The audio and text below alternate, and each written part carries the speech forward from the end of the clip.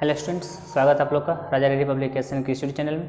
हम लोग पढ़ रहे हैं 12th क्लास का फिजिक्स का एक चैप्टर सेकंड फिजिक्स एनसीईआरटी का किरण प्रकाश की। इससे पहले भी हम आपको जो है 3 वीडियो बता चुके हैं। इसमें आपको हम बताएं, लास्ट वाले वीडियो में आपको हम बताएं किरण रे कैसे खींचा था दर्पण में और उसका प्रतिबिंब कैसे बनता है, उसकी प्रकृति क्या क्या होता है। इस वाले वीडियो पढ़ने वाले में प्रकाश का अपवर्तन क्या होता है और अपवर्तनांक के बारे में उसको विस्तृत तरीके से पढ़ेंगे, जो अभी तक जो है आप सोचे भी नहीं होंगे। तो चलिए स्टार्ट करते हैं।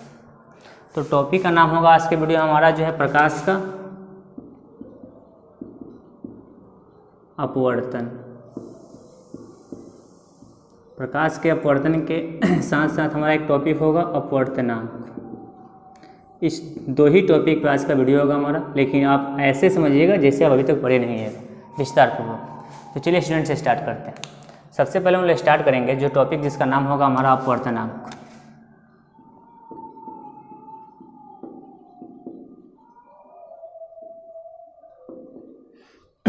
अपवर्तनांक पढ़ाने से पहले स्टूडेंट्स हम प्रकाश के अपवर्तन पर थोड़ा सा हम जो डिस्कस करना चाहेंगे। अपवर्तन मतलब जैसे कोई पृष्ठ, कोई क्या चीज़ है पृष्ठ, तो प्रकाश से किरण आया। अब प्रकाश से किरण आने के बाद यह माध्यम 1 था और यह माध्यम क्या चीज़ है 2। तो एक माध्यम से प्रकाश से किरण आया और सतह पर आपतित हुआ, और सतह पर आपतित होने के बाद जो है उस माध्यम में जो है चला गया।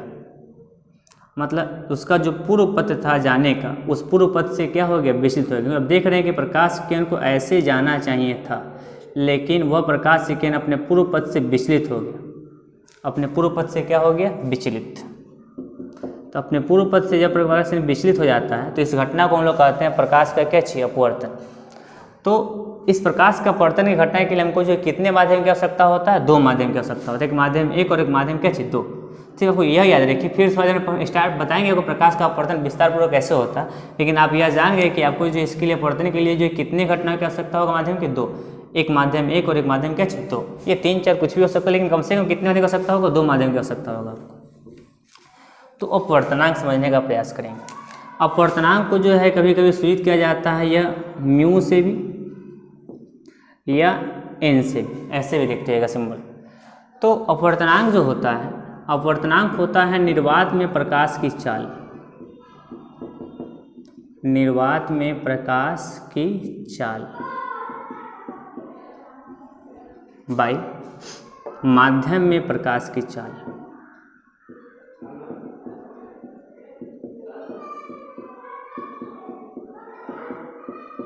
निर्वात में प्रकाश की चाल बाई माध्यम प्रकाश की चाल। जिस भी माध्यम का अपवर्तनांक निकालना होगा उस माध्यम का प्रकाश की चाल और निर्वात में प्रकाश की क्या चीज चाल।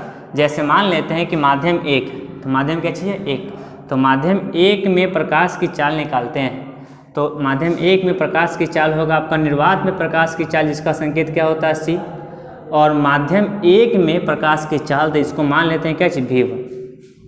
तो यह हो गया जो है माध्यम 1 का क्या चीज अपवर्तनांक, माध्यम उस निर्वात प्रकाश की चाल और उस माध्यम में जो है क्या चीज प्रकाश की चाल। तो यहाँ पर देख रहे हैं कि यहाँ पे जगह खाली है, कुछ नहीं है, लेकिन एक और अपवर्तनांक होता है जिसको कहते हैं लोग सापेक्षिक अपवर्तनांक।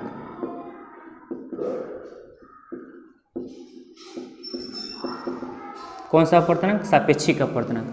तो सापेक्षिक अपवर्तनांक जो होता है वह कुछ ऐसे होता है, जैसे जो है μ21 है, तो μ21 को जो है पढ़ते हैं हम जो है माध्यम 1 के सापेक्ष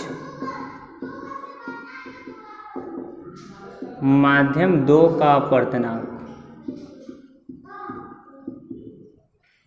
माध्यम 1 के सापेक्ष माध्यम 2 का अपवर्तनांक। फिर जैसे मान लेते हैं कि μ12 है, तो μ12 है मतलब माध्यम 2 के सापेक्ष किसका अपवर्तनांक 1 का अपवर्तनांक। और इसको लिखने के चाहिएगा तो माध्यम 2 के सापेक्ष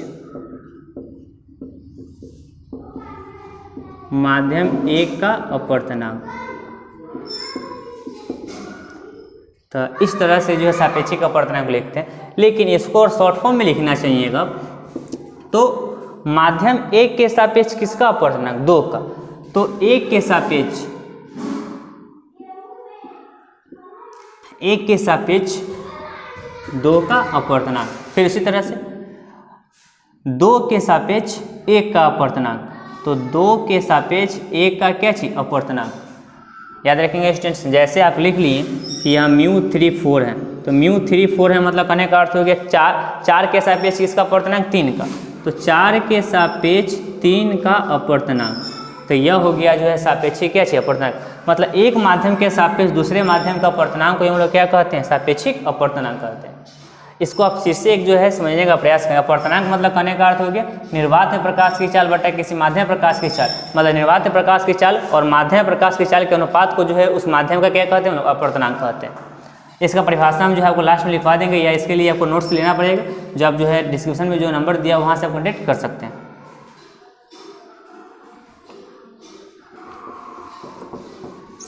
तो स्टूडेंट जैसा है कि आप देखें कि किसी माध्यम में अपवर्तनांक जो होता है वह निर्वात प्रकाश की चाल बाई जो है माध्यम प्रकाश की चाल का अनुपात होता है। सापेक्षिक अपवर्तनांक देखिए अब, तो सापेक्षिक अपवर्तनांक मान लेते हैं कि μ21, तो μ21 है मतलब कहने का अर्थ हो गया 1 के सापेक्ष माध्यम 1 के सापेक्ष माध्यम 2 का क्या चीज अपवर्तनांक, ऐसा हो गया। तो अगर हम विशेष चर्चा करें इस वाले फॉर्मूला पे, थोड़ा सा आगे बढ़ने का प्रयास करें, तो देखेंगे कि आप कि 2, तो 2 के सापेक्ष 2 का जो अपवर्तनांक होगा वह 2 वाला का अपवर्तनांक क्या होगा, यह होगा किसी माध्यम का अपवर्तनांक होता है निर्वात प्रकाश की चाल बटा माध्यम प्रकाश की चाल, उस माध्यम प्रकाश की चाल जिस माध्यम का अपवर्तनांक निकाल रहे हैं। तो 2 वाला का निकालते हैं तो निर्वात में प्रकाश की चाल और 2 वाला का जो है उस वाले माध्यम प्रकाश की चाल, तो 2 है तो 2 लिख लेंगे यहाँ पे। फिर इसके बट्टा में है हमारे पास μ1, मतलब इसका भी उतना ही होगा निर्वात प्रकाश की चाल और माध्यम 1 में प्रकाश की चाल, इसका आप सलीकरण करेंगे आप, तो c बट्टा v2 और यह गुना हो जाएगा आपका v1 बट्टा c, c से c कट जाएगा और आपको लास्ट में आ जाएगा क्या v1 बट्टा v2। तो v1 बाई v2 जो है किसका मान होगा, μ21 का मान होगा और यह होगा μ2 बाई जो है किसका μ1 का मान, और यह रिलेशन आएगा आपको। मतलब आप इसको से फिर से समझने का प्रयास करेंगे तो इसको कहते हैं सापेक्षिक अपवर्तनांक। कौन सा अपवर्तनांक, सापेक्षिक अपवर्तनांक। और यहाँ पर जो देख रहे हैं कि अगर यहाँ पे 1 मान लेते हैं और इसको 1 मान लेते हैं तो यहाँ पर एक जगह तो खाली है, तो यहाँ पे जो खाली है वो किसके लिए है, निर्वात के लिए है। तो सिंगल एक माध्यम के लिए है, तो यहाँ पर जो है देख रहे हैं कि जो माध्यम तो है लेकिन एक निर्वात होगा, तो इसको निरपेक्ष अपवर्तनांक कहते हैं। एक सापेक्षिक अपवर्तनांक हो गया और एक क्या होगा, निरपेक्ष अपवर्तनांक। निरपेक्ष अपवर्तनांक में एक माध्यम फिक्स है क्या होगा, निर्वात होगा, और जबकि जो है सापेक्षिक अपवर्तनांक में जो है तो दूसरा माध्यम होगा, 2 अलग अलग माध्यम होगा। तो इस तरह से रिलेशन आप यह याद रखिएगा, ये रिलेशन का कुछ थोड़ा देर प्रकाश के अपवर्तन में क्या होगा, जरूरी होगा, याद रखेंगे आप। एक बात और जान लें आप कि जिस भी माध्यम में किसी भी माध्यम का अगर यहाँ पे देख रहे हैं μ2 और μ1, तो μ2 और μ1 में जिस भी माध्यम का जो है अपवर्तनांक ज़्यादा होगा, जिस भी माध्यम का अपवर्तनांक क्या होगा, ज़्यादा होगा, तो जिस भी माध्यम का अपवर्तनांक ज़्यादा होगा उसको हम कहेंगे हम लोग जो है सघन माध्यम। क्या कहेंगे हम लोग, सघन माध्यम। एक हो गया सघन माध्यम और एक हो गया क्या चीज, विरल माध्यम।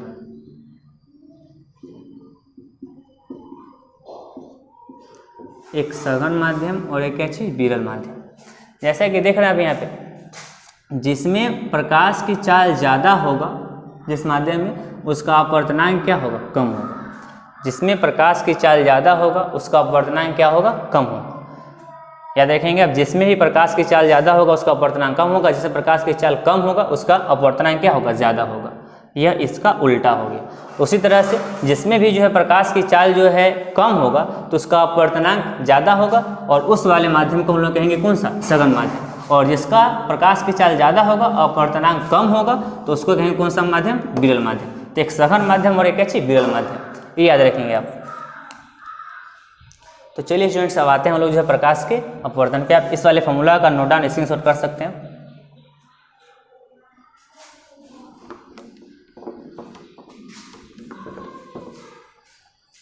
प्रकाश के अपवर्तन,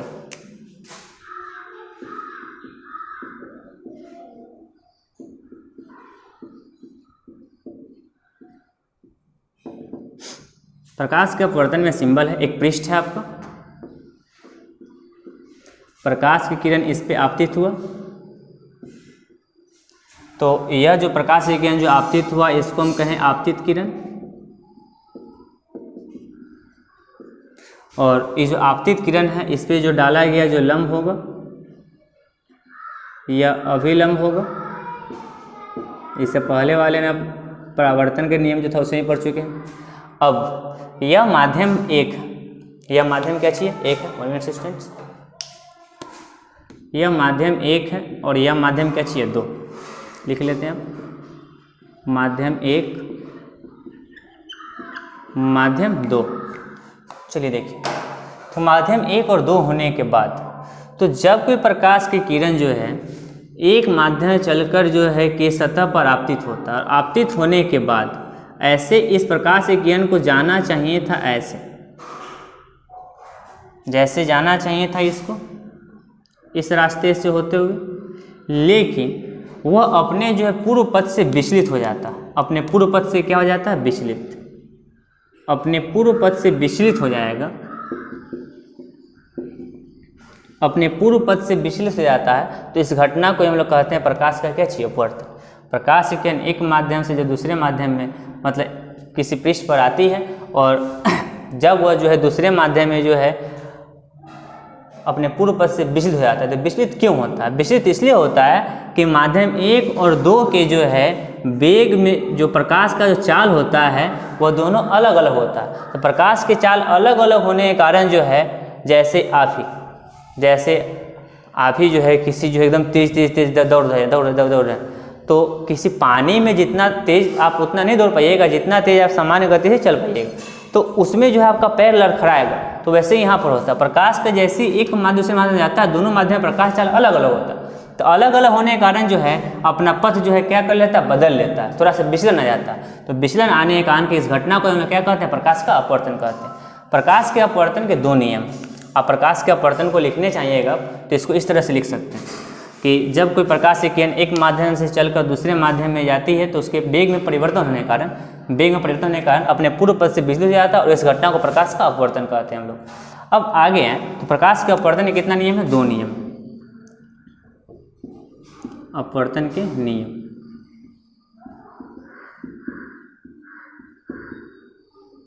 अपवर्तन के पहला नियम, अपवर्तन का पहला नियम कहता है क्या, ध्यान सुनेंगे कि अभिलंब और आपतित किरण के बीच जो बना कोण होता है उसको हम कहते हैं आपतन कोण।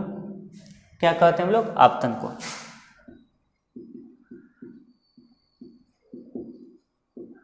और अभिलंब और अपवर्तित किरण इसको कहते हैं। अभिलंब और इसके बीच बना कोण को हम लोग क्या कहते हैं अपवर्तन कोण, आर से सूचित किया जाता है। तो पहला नियम कहता है क्या कि प्रकाश के किसी निश्चित रंग के लिए, प्रकाश के क्या चाहिए किसी निश्चित रंग के लिए, तो जैसे आप जानते हैं दृश्य प्रकाश 7 रंग होता है, उसमें से किसी एक निश्चित रंग के लिए जो है और निश्चित माध्यम के लिए, निश्चित रंग और निश्चित माध्यम के लिए, मतलब माध्यम 1 और माध्यम 2 फिक्स रहेगा। तो निश्चित माध्यम के लिए इस जो आपतन कोण है, इस आपतन कोण की जया, साइन को जो है हिंदी में कहते हैं जया, आपतन कोण की जया और साथ में अपवर्तन कोण की जया का अनुपात जो है बट्टा, इसका मान हमेशा क्या होता है नियतांक होता है। इसका मान हमेशा क्या होता है नियतांक। और इस वाले को हम कहते हैं प्रकाश के अपवर्तन का प्रथम नियम, या इसी को हम कहते हैं स्नेल लॉ या स्नेल का नियम।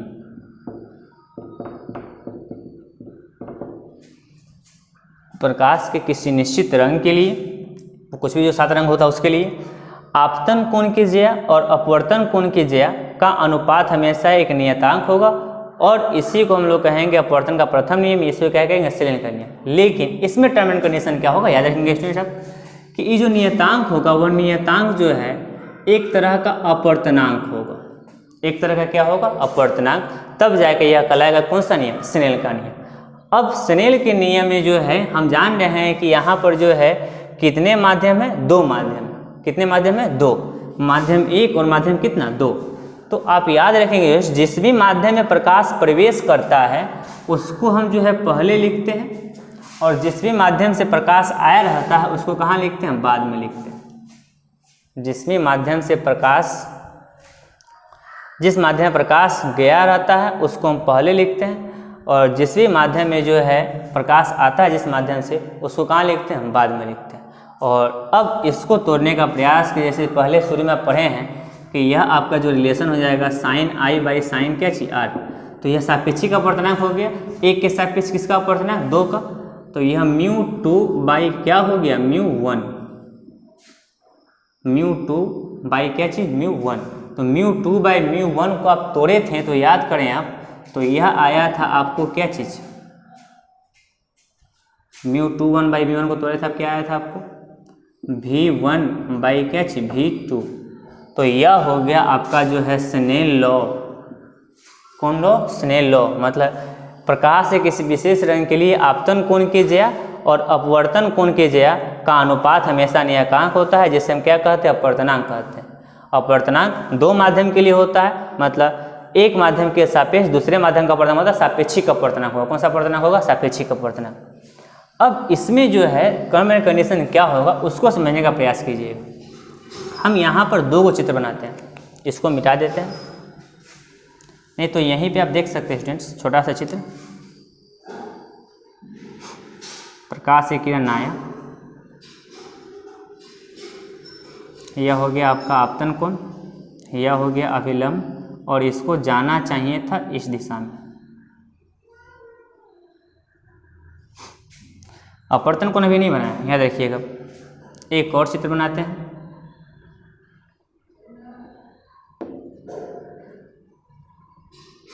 प्रकाश से किरण आया, यह हो गया अभिलंब, इसको जाना चाहिए था इस दिशा में। तो यह माध्यम 1 है, माध्यम 2 है, माध्यम 1 है, माध्यम क्या चाहिए, 2। देखिएगा थोड़ा सा, हम क्या कर लेते हैं कि माध्यम पहला नंबर कंडीशन में कि माध्यम 1 जो है अपवर्तनांक किया है, माध्यम 2 का अपवर्तनांक किया, तो पहला नंबर में मान लेते हैं कि μ1 का मान जो है μ2 के मान से क्या चाहिए, ज़्यादा। μ1 का मान μ2 के मान से क्या चाहिए, ज़्यादा। उसके बाद यहाँ पर μ2 का मान जो है ज़्यादा है किससे, μ1 से। μ2 का मान ज़्यादा है किससे, μ1 से। तो μ2 का मान यह आई था आपका, तो μ2 का मान μ1 के मान से कैसे ज़्यादा है। तो आपको बतलाएं जिससे माध्यम का अपवर्तनांक ज़्यादा होगा वह सघन माध्यम होगा। तो इस वाले में जो है μ1 का मान ज़्यादा, मतलब यह सघन माध्यम हो जाएगा। इस वाले μ2 का मान कम है, मतलब यह विरल माध्यम हो जाएगा। इस वाले में μ2 का मान ज़्यादा है, मतलब यह सघन माध्यम और यह विरल माध्यम। अब यहाँ पर आते हैं, अप्लाई करते हैं इस रूल को। पहला नंबर में μ2 का मान, पहला नंबर μ1 का मान, μ1 का मान ज़्यादा है। पहला नंबर कंडीशन है कि μ1 का मान ज़्यादा है μ2 से। तो μ1 का मान ज़्यादा होगा μ2 से, तो इस r का मान जो है ज़्यादा होगा जो है किससे, i से। याद रखिएगा, μ1 का मान ज़्यादा है तो इस μ2 से, तो r का मान ज़्यादा होगा किससे, i से। तो r का मान ज़्यादा होगा इससे मतलब अपवर्तन कोण का मान जो है इस आपतन कोण के मान से क्या होगा, ज़्यादा होगा। तो ये जो आपतन कोण है इस कोण से मान से ज़्यादा होगा किसका मान, अपवर्तन कोण का मान या r का मान। अब दूसरा नंबर कंडीशन कह रहा है कि μ2 का मान ज़्यादा है किससे, μ1 से। तो μ2 का मान ज़्यादा है μ1 से, मतलब इस वाले का मान ज़्यादा है इससे। तो इसके सामने वाला मिला है तो i का मान ज़्यादा होगा किससे, r से। तो i का मान r से ज़्यादा होगा, मतलब कहने का अर्थ है कि इसका मान ज़्यादा है और यह जो बनेगा आपका, यह वाला मान क्या होगा, कम होगा। तो अब इम्पोर्टेंट जो थ्योरी क्या है कि जब कोई प्रकाश किरण सघन से विरल में गया तो अभिलंब से दूर गया, अभिलंब से क्या गया, दूर। और वही विरल से सघन में आया तो अभिलंब की ओर आया। तो यही थ्योरी है जो आप रटे 10वीं क्लास तक पढ़े थे कि आप कैसे समझ पाए। ये इम्पोर्टेंट है कि आप जब प्रकाश किरण सघन से विरल में गया तो अभिलंब से दूर गया, जैसा कि यहाँ देख रहे हैं कंडीशन साथ, और विरल सघन में आया तो अभिलंब की ओर आए। तो यह था आपका जो है मेनली जो है स्नेल का नियम से संबंधित बात। अब जो हम पढ़ रहे थे अपवर्तन के नियम, जो पहला था हमारा आपतन कोण की ज्या, अपवर्तन कोण की ज्या अनुपात नियतांक होते हैं, सापेक्षिक अपवर्तनांक जो रिलेशन था आपका। तो दूसरा नंबर जो नियम था इसका अपवर्तन का दूसरा नियम कहता है क्या कि आपतित किरण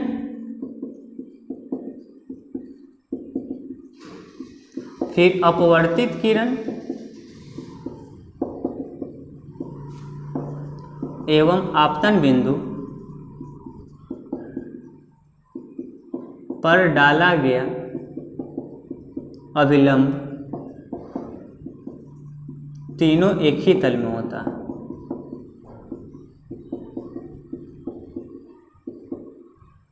तीनों क्या होता है? एक ही तल में होता है। यह आपतित किरण, अपवर्तित किरण और आपतन बिंदु पर डाला गया अभिलंब तीनों क्या होता है? एक ही तल में होता है। यही होता है जो है प्रकाश के अपवर्तन का नियम, दूसरा नियम।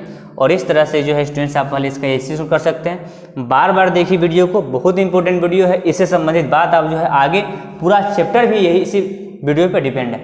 आप इस वीडियो को अच्छे से समझ लेते हैं तो आपको आने वाले जो है प्रत्येक वीडियो को फॉर्मूला में आपको कोई प्रॉब्लम नहीं होगा। पहले आप इसका एक्सरसाइज कर लीजिए। तो स्टूडेंट्स आज की वीडियो में जैसा कि आप पढ़े जो है एकदम सरल तरीके से आपको बताया गया जो है प्रकाश के अपवर्तन, उससे संबंधित अपवर्तनांक और स्नेल के नियम को। तो आज के लिए इतना ही। नेक्स्ट वीडियो में पढ़ेंगे जो है और इससे संबंधित आगे बात। तो थैंक्स। और अभी तक चैनल हमारे नए हैं तो चैनल को सब्सक्राइब नहीं किए हैं, चैनल को सब्सक्राइब कीजिएगा और वीडियो पर लाइक और कमेंट करना नहीं भूलिएगा।